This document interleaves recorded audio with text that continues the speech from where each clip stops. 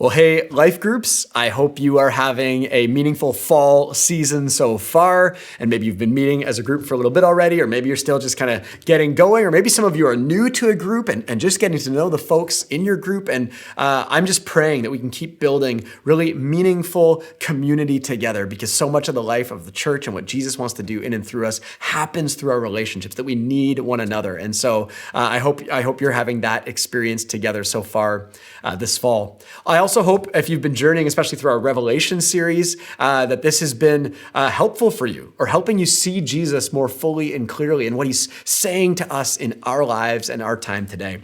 And this week, we were looking at the second letter in the 7 letters to the 7 churches in chapters 2 and 3, through the letter to the church in Smyrna.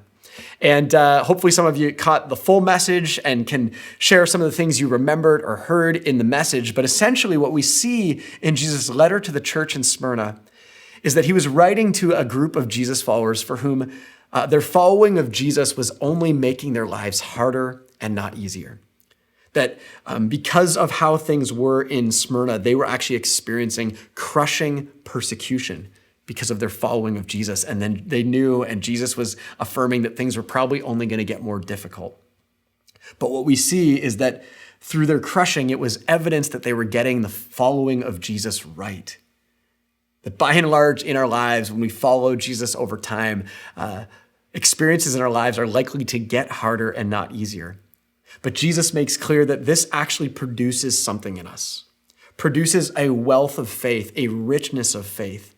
And Jesus promises in this letter that through any crushing we experience because of our faith in him, he will turn into a crown of life.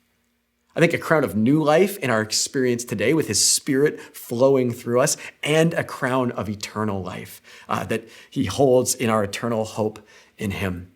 And so that's what this conversation is about. I invite you to read the letter together, to process our conversation starters questions, to consider where you relate to some of what the Smyrna church was going through in your lives, and to care for one another in the midst of that, and pray for one another in the midst of that. And may we all grow in our faithfulness to Jesus, no matter what we face as a result. Have a great conversation, everybody.